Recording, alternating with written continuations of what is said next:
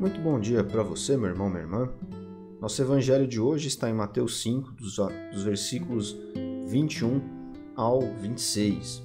E aqui Jesus está ainda no monte com o seu ensinamento, promovendo o seu ensino, né? O famoso sermão do monte, sermão da montanha. E aqui, esse trecho dos versículos 21 ao 26, o nome essa perícope que tem aqui, o título dela é Assassinato. E Jesus vai falar aqui a respeito dos mandamentos dos antigos. Ele diz assim: vocês conhecem bem o mandamento dos antigos, não matarás. Pois eu afirmo que qualquer um que guarde rancor de um irmão é culpado de assassinato. O simples fato moral é que as palavras matam. Ele vai encerrar aqui o versículo 22. E ele diz aqui, entre esses dois versículos, que se você chama uma pessoa de idiota, um irmão de idiota, você pode ir parar num tribunal.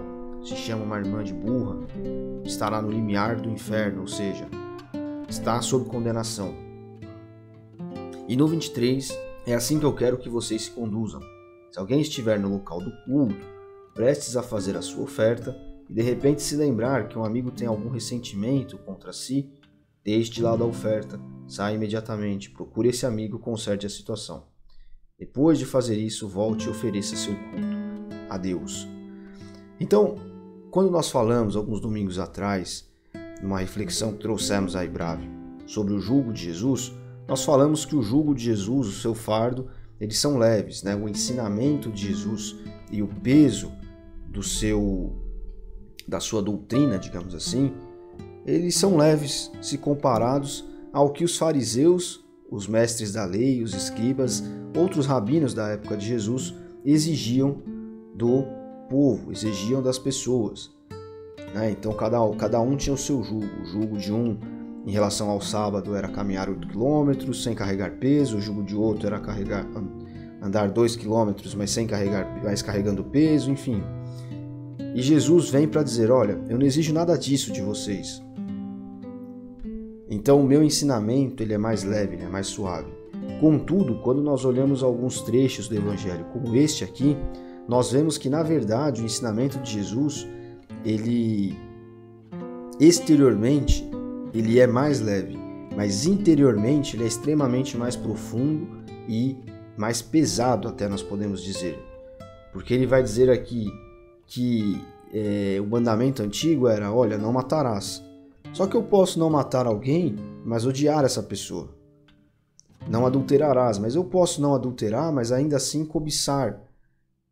Ou, nos nossos dias, por exemplo, assistir pornografia. Enfim. E o que Jesus vem dizer? Olha, eu estou querendo ensinar para vocês que a letra da lei, ela na realidade aponta para algo mais profundo. Não é só não matarás, mas não odeie seu irmão. Quando você promove a fofoca, quando você fala mal, a maledicência, você está matando aquela pessoa. O irmão nós tratamos internamente na igreja, mas e externamente, ir fora da igreja. E quando nós chegamos para as pessoas fora da igreja e explicamos isso, e as pessoas podem então se conscientizar de: puxa vida, então quer dizer que o que Jesus ensinava e ser cristão é isso. Então eu não devo promover a fofoca, eu não devo levar adiante a maledicência, eu não devo participar da discórdia, porque quando eu faço isso é como se eu estivesse matando aquela pessoa. As minhas palavras, elas são piores do que muitas vezes piores do que os meus atos. Então nós percebemos que Jesus ele vem para mostrar que, olha, a maneira de viver que Deus se agrada é a maneira como você é interiormente. Porque aquilo que se manifesta exteriormente tem uma raiz profunda dentro de você. E por mais que você viva uma religiosidade que aponte para algo exterior e as pessoas olhem e digam: poxa, é uma pessoa muito religiosa, uma pessoa muito certinha, se dentro de você está podre, os seus frutos exteriores, por mais que eles pareçam bons, na verdade eles são como nada. Eles são vazios, eles estão no limiar do inferno, como diz aqui esse trecho que nós estamos vendo, que Jesus passa, que Jesus ensina para aquelas pessoas. Então, isso deve servir para nós de crescimento, de maturidade espiritual, né?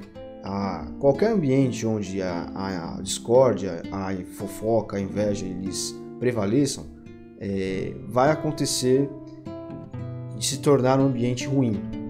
Mas, principalmente dentro da igreja, as pessoas devem se conscientizar de que não adianta nós termos capas espirituais, capas religiosas externas, exteriores, se nós estamos promovendo esse tipo de atitude.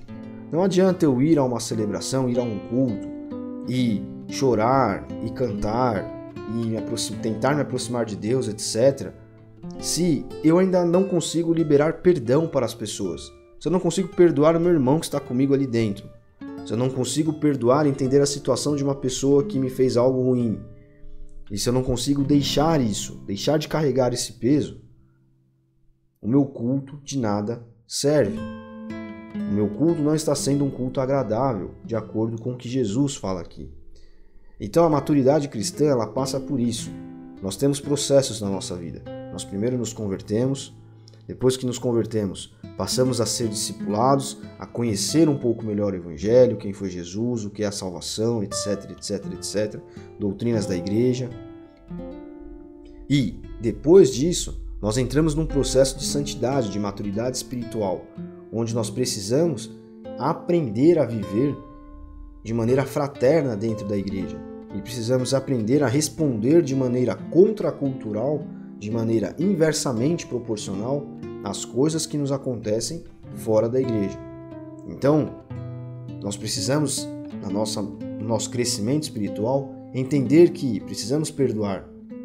No nosso processo de maturidade espiritual, nós precisamos entender que mais vale eu estar participando de algo na igreja e estar colaborando do que, de repente, se é com aquela ou com essa pessoa que eu vou fazer aquilo, se é aquela ou essa pessoa que está à frente. Que mais vale nós estarmos ali juntos do que eu ficar prestando atenção nos defeitos alheios das pessoas. Porque é isso que Cristo espera de pessoas amadurecidas espiritualmente. Como ele diz aqui, não adianta nós professarmos um mandamento que diz não matarás e não liberarmos perdão e odiarmos as pessoas, e termos o ressentimento, e termos a inveja, e termos a fofoca. Então que hoje nós possamos entender o que Jesus está falando aqui e pedir que esse amadurecimento, esse crescimento espiritual venha sobre nós tanto mais quanto possível, principalmente dentro da igreja e principalmente fora da igreja também. Ou seja, que nós possamos entrar nesse processo de transformação do Evangelho que Cristo vai fazendo conosco em nosso processo de discipulado, de aprendizado junto dele, de crescimento espiritual junto dele. Ore por você, ore por isso. E se você se lembra de alguém que precisa passar por esse processo, ore por essa pessoa também, para que ela cresça espiritualmente e amadureça. Deus abençoe você. Até amanhã.